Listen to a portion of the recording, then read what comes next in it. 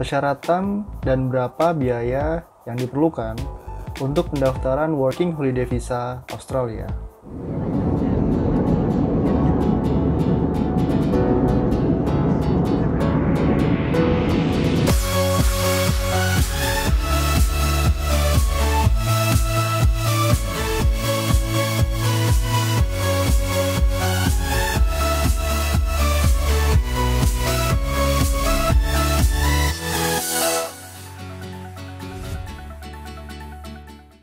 Hai, assalamualaikum, what's up everyone, I'm Dimas Zedi and welcome to my channel. Jadi ini adalah video kelanjutan dari video yang kemarin soal perkenalan tentang apa itu Work and Holiday Visa, gimana caranya bisa mendapatkan visa Work and Holiday itu, dan ini sudah saya rangkum jadi poin-poin yang pentingnya aja. Sebelumnya ada kabar penting buat kalian yang mau ikutan program WHV ini, karena di tahun 2020 ini pemerintah Australia sudah ngasih negara Indonesia kuota yang cukup besar, yaitu 4.100 kuota, which is itu adalah 4 kali lipat dari tahun sebelumnya. Tahun 2019 ada 1.000 kuota, untuk tahun ini menjadi 4.100 orang.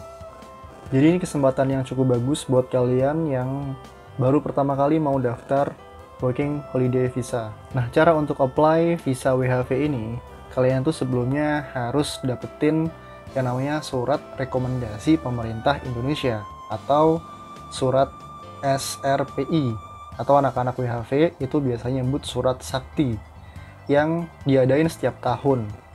Biasanya itu akan dibuka di bulan Agustus, cuman bulan ini kan kita nggak tahu ya, karena ada pandemi corona ini, jadi kita nggak tahu tuh informasinya kapan Indonesia akan ngebuka lagi untuk pendaftaran surat rekomendasinya ini.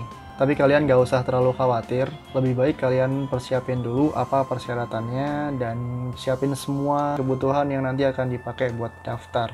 Jadi apa aja persyaratannya? Di sini saya akan bagi persyaratannya jadi dua. Pertama, persyaratan penting yang utama, dan persyaratan lainnya yang lebih mudah. Kenapa saya bagi dua? Karena yang utama ini yang paling menentukan kalian bisa next ke tahap selanjutnya atau enggak. Kalau yang syarat lainnya ini lebih mudah. Mungkin hampir semua orang bisa buat persyaratan yang kedua ini. Jadi kita bahas yang pertama dulu, persyaratan yang penting. Persyaratan penting yang pertama, kalian harus berusia antara 18 hingga 30 tahun, laki-laki dan perempuan. Jadi kalau usia kalian 31 tahun, mohon maaf udah nggak bisa. Tapi kalau masih 30 tahun lebih sedikit, maksudnya 30 tahun 2 bulan, 3 bulan, itu masih bisa. Oke. Persyaratan yang kedua adalah kuliah atau lulusan universitas. Tapi sebenarnya kalian bisa daftar dengan kuliah minimal 2 tahun, walaupun belum lulus. Cuman saya lebih menyarankan ini kalau misalkan kalian sudah lulus, minimal D3 aja lah. Yang jelas kalian udah lulus, ada ijazahnya, itu akan lebih mudah buat diterimanya. Karena kalau misalkan kalian itu masih jalan kuliahnya ya, misalkan kalian sudah kuliah 3 tahun dan belum lulus, kalian masih jalan kan kuliah itu bisa buat daftar. Cuman kalian bakal butuhin beberapa surat yang ada beberapa teman yang akhirnya ribet gitu, lebih ribet. Jadi menurut saya lebih enak kalau kalian udah lulus sih. Kalau udah lulus, udah jelas ada ijazah, itu kayak langsung aja, lebih enak gitu, lebih mudah. Satu lagi, itu universitas kalian atau sekolah tinggi kalian harus sudah terdaftar di PDDikti atau Kemendikbud. Cara taunya gimana? Nanti linknya saya taruh di description box di bawah. Kalian bisa klik di linknya, terus kalian cek, kalian tulis nama sekolah kalian, universitas kalian. Kalian cek aja terdaftar nggak di situ. Kalau terdaftar berarti aman, bisa buat daftar nanti SRPI ini. Next, untuk syarat penting yang ketiga itu adalah sertifikat IELTS. Kalian harus minimal punya IELTS skornya 4,5 overall. Jadi kalau misalkan di IELTS itu kan ada 4 bagian ya, speaking, writing, listening, sama reading. Totalnya kalau misalkan kalian dapat skor minimal 4,5, kalian udah bisa buat pakai sertifikat itu buat daftar. Dan juga apakah bermasalah nanti ketika skornya ini misalkan speakingnya 5, readingnya dapat 3, listeningnya dapat 4,5, terus apa satunya lagi dapat yang nilai yang pas-pasan juga. Itu nggak apa-apa, selama overall kalian itu 4,5, itu nggak apa-apa. Jadi kalau kalian punya semua yang ketiga tadi, itu kalian 80% sudah aman buat bisa daftar. Nah, dan ini adalah persyaratan selanjutnya yang cukup mudah. Oke, yang pertama, kepemilikan dana sebesar 5.000 dolar Australia. Kursnya sekarang sekitar 10.500-an atau 10.600. Di sini kenapa saya bilang kepemilikan dana 5.000 dolar nih padahal cukup besar ya, sekitar 50 jutaan. Itu kan cukup besar nih, nggak semua orang punya gitu kan. Tapi kenapa saya masukin ke persyaratan yang mudah? Karena beberapa kasus teman-teman saya sekeliling saya waktu di WHV di Australia dulu, mereka dapetinnya itu dengan cara pinjam ke orang-orang. Triknya adalah kalian pinjam dari banyak teman atau dari keluarga, dari orang tua, dari paman, dari siapapun. Kalian pinjam dulu nih semuanya, misalkan terkumpul jadi 50 sekian juta atau 5.000 dolar.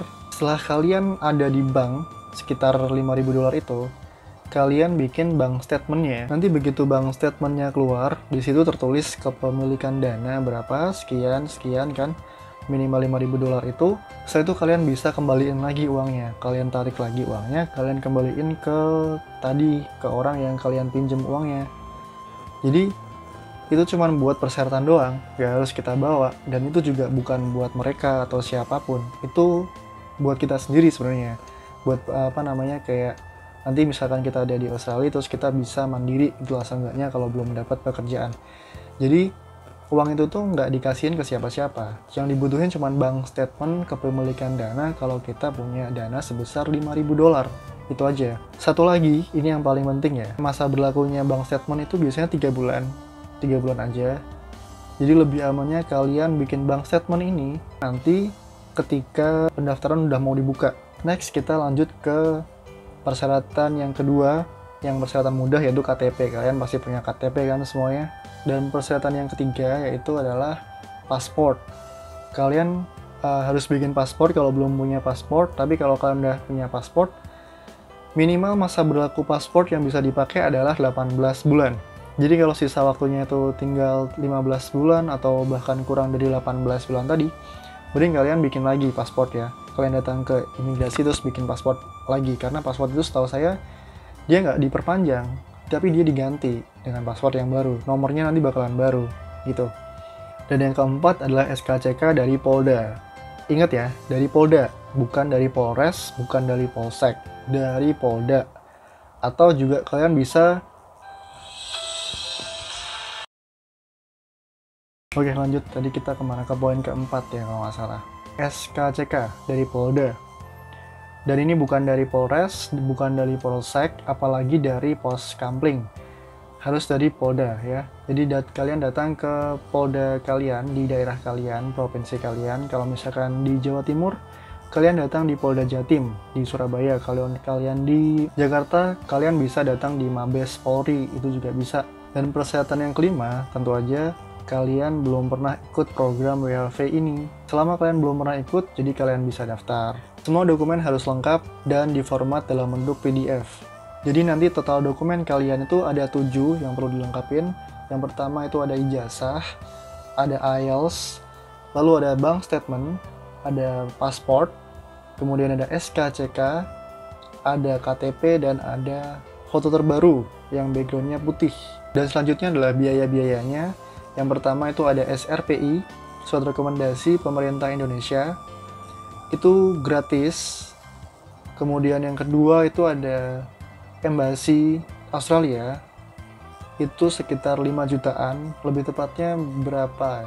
500 dolar kalau nggak salah, atau 400 sekian dolar tergantung kurs. Kalian siapin aja sekitarnya 5 jutaan. Dan yang ketiga ini adalah medical check-up, yang biayanya tergantung lokasi, ada yang 1 juta, ada yang sekitar 500.000 tergantung lokasi kalian. Medical check-up-nya pun ini khusus ya, di rumah sakit yang sudah bekerja sama dengan pihak Embasi Australia. Dan ini adalah beberapa rumah sakit yang sudah ditunjuk. Yang di Jakarta itu ada Premier Bintaro Hospital sama Premier Jatinegara Hospital. Yang di Bali itu ada BMIC Hospital.